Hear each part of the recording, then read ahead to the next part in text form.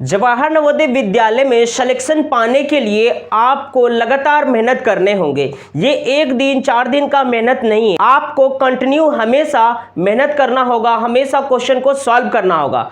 तो चलिए क्वेश्चन की तरफ चलते हैं कि किस टाइप के क्वेश्चन को कैसे सॉल्व किया जाता है। बच्चों क्वेश्चन नंबर फर्स्ट को देखते हैं। बोर्ड पे क्वेश्चन नंबर फर्स्ट लिखा हुआ है, एक वर्गाकार पार्क की भुजा 100 मीटर है तो वर्ग का परिमाप है, यानी वर्ग का परिमाप क्या होगा। तो क्वेश्चन में वर्ग का परिमाप पूछा गया है। तो ऐसे क्वेश्चन को सबसे पहले आपको वर्ग के बारे में मालूम होना चाहिए, पता होना चाहिए।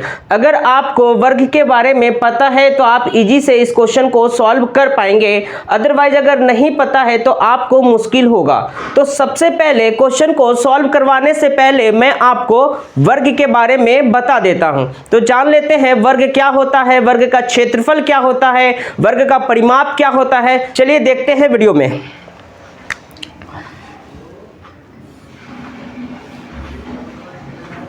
ये हो गया बच्चे वर्ग। वर्ग में क्या होता है कि चारों भुजाएं जो है आपस में बराबर होते हैं। मान लेते हैं ये भुजा है और एक ये है, ये चारों भुजा क्या होगा, आपस में बराबर होंगे। यानी ये ए है तो ये भी ए होगा, ये भी ए होगा और ये भी ए होगा। ये हो गया आपका वर्ग। और आपको वर्ग का क्षेत्रफल निकालना है। तो यहाँ पे देखिए वर्ग का क्षेत्रफल, वर्ग का क्षेत्रफल निकालने के लिए इसका फॉर्मूला होता है भुजा स्क्वायर, भुजा का स्क्वायर। अगर आपको वर्ग का परिमाप निकालना है, वर्ग का परिमाप, वर्ग का परिमाप होता है 4 इंटू ए। अब ये 4 इंटू ए कैसे हुआ बच्चों, तो देखिए आप यहाँ पे देखेंगे वर्ग का परिमाप, तो वर्ग का परिमाप जो है देखेंगे कितना ए ए ए ए, यानी इसको आप जोड़ेंगे ए प्लस ए प्लस ए प्लस ए, तो कितना ए है, 4 ए है। तो ये आ गया आपका 4a। तो इस ये आपका आ गया 4a, यानी वर्ग का परिमाप क्या होता है, 4a। अब क्वेश्चन की तरफ देखते हैं। क्वेश्चन में पूछा गया है कि पार्क का परिमाप क्या है। तो जैसे कि ये एक वर्गाकार पार्क की भुजा दे रखा है, भुजा यानी कि a बराबर दे रखा है 100 मीटर, और पूछा गया है कि परिमाप क्या होगा। तो परिमाप पूछा गया है, परिमाप बराबर क्या होता है फॉर्मूला, तो परिमाप का फॉर्मूला होता है 4a। तो 4 इंटू ए का वैल्यू कितना है, तो ये 100 दिया हुआ है, 100 मीटर है, तो आप यहाँ पे 100 लिख देंगे। जब 4 को 100 से गुना करेंगे तो क्या हो जाएगा, 400 मीटर हो जाएगा। तो 400 मीटर जो है इसका सही उत्तर होगा। अब ऑप्शन में देखते हैं, ऑप्शन सेकंड जो है इसका सही उत्तर होगा 400 मीटर। क्वेश्चन नंबर सेकंड है, एक वर्गाकार पार्क जिसका परिमाप 72 मीटर है तो पार्क का क्षेत्रफल ज्ञात कीजिए। तो ऐसे क्वेश्चन को किस तरीके से सॉल्व करते हैं, बड़े ध्यान से देखिए क्वेश्चन को। तो पार्क का परिमाप, पार्क का परिमाप, पार्क का परिमाप क्या है, तो ये 72 मीटर दिया हुआ है। और पार्क का परिमाप का फॉर्मूला क्या होता है, 4a, यानी कि 4 इंटू भुजा। तो 4a बराबर कितना है, 72। तो a बराबर क्या हो जाएगा, 72/4। तो जो है ये 18 बार में चला जाएगा, यानी a बराबर कितना हो गया, 18। यानी a की जो वैल्यू है वो 18 है। अब क्या करना है, आपको क्षेत्रफल निकालना है, यानी वर्ग का क्षेत्रफल, वर्ग का क्षेत्रफल, वर्ग का क्षेत्रफल होता है बच्चों भुजा स्क्वायर। क्या होता है, भुजा स्क्वायर। तो भुजा बराबर कितना दे रखा है, 18। तो 18 का स्क्वायर कर देना है, 18 गुना 18। जब 18 को 18 में गुना करेंगे तो 324 हो जाएगा, यानी 324 मीटर स्क्वायर जो है इसका सही उत्तर होगा। तो तो अब चेक करते हैं ऑप्शन में 324, यानी ऑप्शन नंबर 4 जो है इसका सही उत्तर होगा 324 मीटर स्क्वायर। अब बढ़ते हैं नेक्स्ट क्वेश्चन की तरफ। बच्चों क्वेश्चन नंबर 3 है 100 सेंटीमीटर लंबे तार से एक आयत बनता है, इस आयत का अधिकतम क्षेत्रफल क्या हो सकता है? आयत का अधिकतम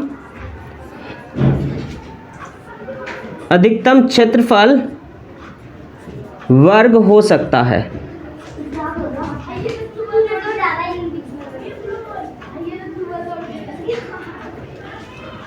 आयत का अधिकतम क्षेत्रफल वर्ग हो सकता है। तो यहाँ पे जो है ये 100 सेंटीमीटर लंबे तार दिया हुआ है, यानी वर्ग का परिमाप जो है ये आपका 100 सेंटीमीटर दिया हुआ है। तो वर्ग का परिमाप का फॉर्मूला क्या होता है? तो वर्ग का परिमाप का फॉर्मूला होता है 4a बराबर 100 सेंटीमीटर। तो a बराबर क्या हो जाएगा, आप इसे काट देंगे तो 25 बार में जाएगा, यानी a की जो वैल्यू है ये कितना आया, 25 आया, यानी जो है भुजा बराबर 25 हो गया। और आयत का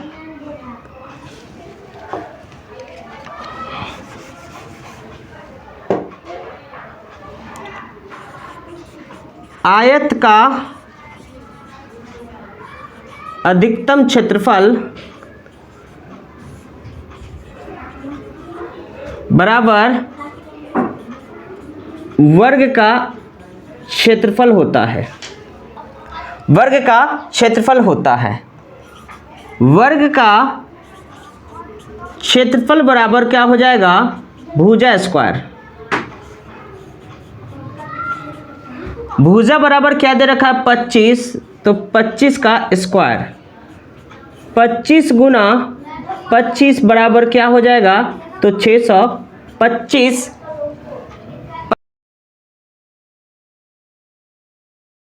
यानी ये जो वर्ग का क्षेत्रफल है यह आयत का अधिकतम क्षेत्रफल हो सकता है। तो कहने का मतलब यह है कि आयत का क्षेत्रफल जो है वो वर्ग के क्षेत्रफल के बराबर है। तो यहाँ पे लिखेंगे आयत का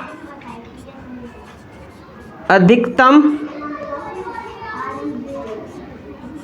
क्षेत्रफल, आयत का अधिकतम क्षेत्रफल 625 होगा, यानी 625 जो है इसका सही उत्तर होगा, यानी ऑप्शन 3 जो है इसका सही उत्तर होगा 625 सेंटीमीटर स्क्वायर। क्वेश्चन नंबर 4 है 1 से 25 तक की संख्याओं का योगफल क्या होगा? अगर आप ऐसे जोड़ेंगे 1 से 25 तक के 1 2 3 4 5 डॉट डॉट डॉट 25 तक के जोड़ेंगे तो जो है आपको काफ़ी समय लग सकता है। तो इसके लिए आपको फॉर्मूला याद होना चाहिए, n तक के प्राकृतिक संख्याओं का फॉर्मूला याद होना चाहिए। तो मैं आपको यहाँ पे n तक के प्राकृतिक संख्याओं का योग, n तक के प्राकृतिक संख्याओं का योग का फॉर्मूला होता है n इंटू n प्लस 1/2। और इस पे आप फॉर्मूला पे लगाएंगे तो जो बहुत ही इजी तरीके से क्वेश्चन सॉल्व हो जाएगा। आपको क्या करना है, 1 से लेके 25 यानी 1 से 25 तक की संख्याओं का योग निकालना है।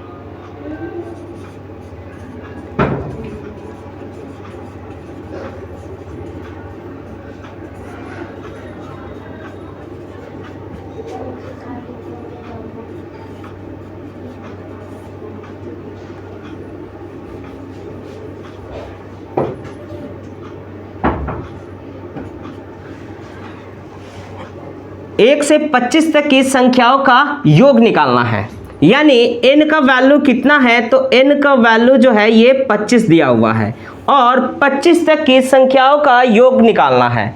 तो यहाँ पे n की जगह पे लिखिए 25, फिर 25 प्लस 1/2। फिर क्या हो जाएगा 25 इंटू 25 और 1 26, 26/2 और आप इसे काट दीजिए 13 दूना 26। अब क्या करेंगे 25 गुना 13, तो 13 पंचे कितना होता है 65, तो 65 का 5 हासिल 6 और 13 दूना 26 और 26 में 6 जोड़ेंगे तो क्या हो जाएगा 32 हो जाएगा।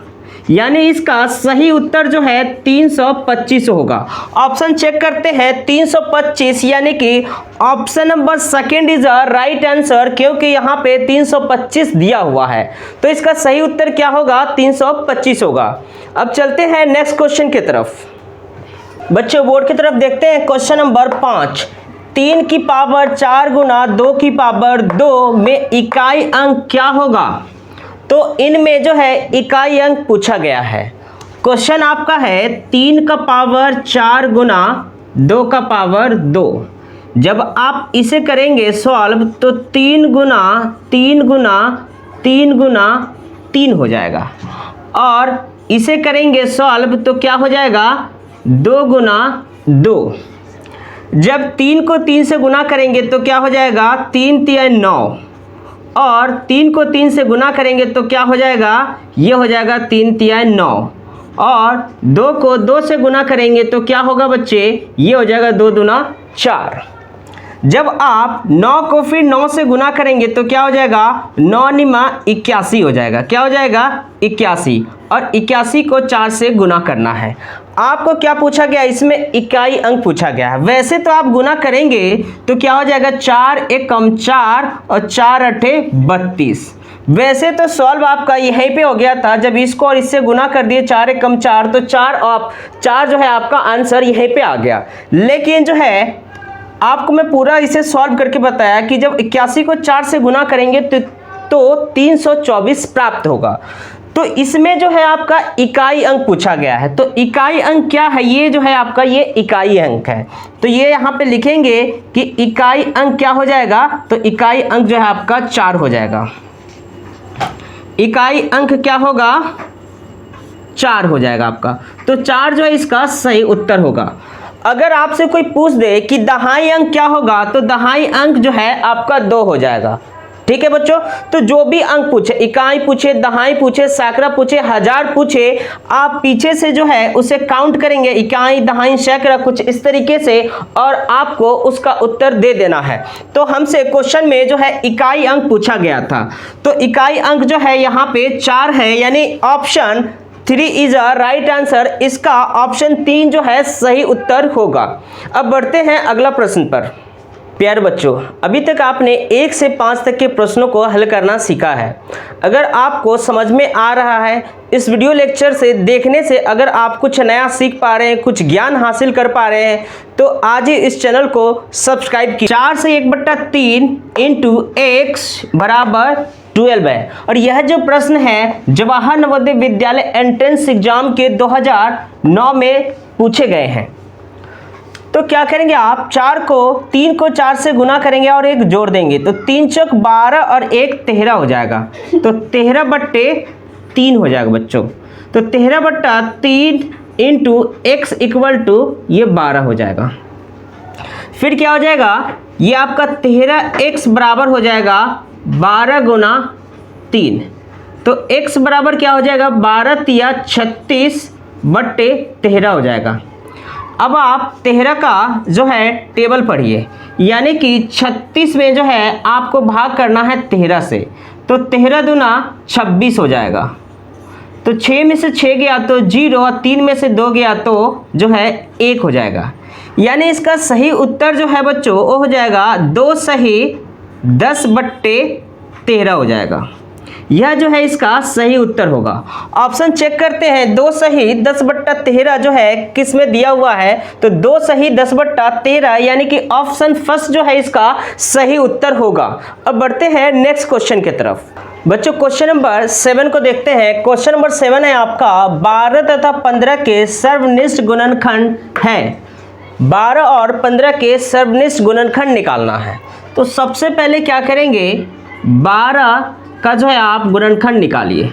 2 से करेंगे 2 छिंग 12, 2 तिया 6 और 3 एकम 3 हो गया। इसी तरीके से जो है आप 15 का जो है आप एलसीएम निकालिए, गुणनखंड। 15 का गुणनखंड करेंगे तो 3 से, 3 5 15 और 5 एकम 5, यानी 12 का जो गुणनखंड है ये क्या हो गया आपका 2 गुने 2 गुने 3 गुने 1, और 15 का गुणनखंड क्या हुआ 3 गुने 5 गुने 1। अब आपको निकालना है सर्वनिष्ठ गुणनखंड।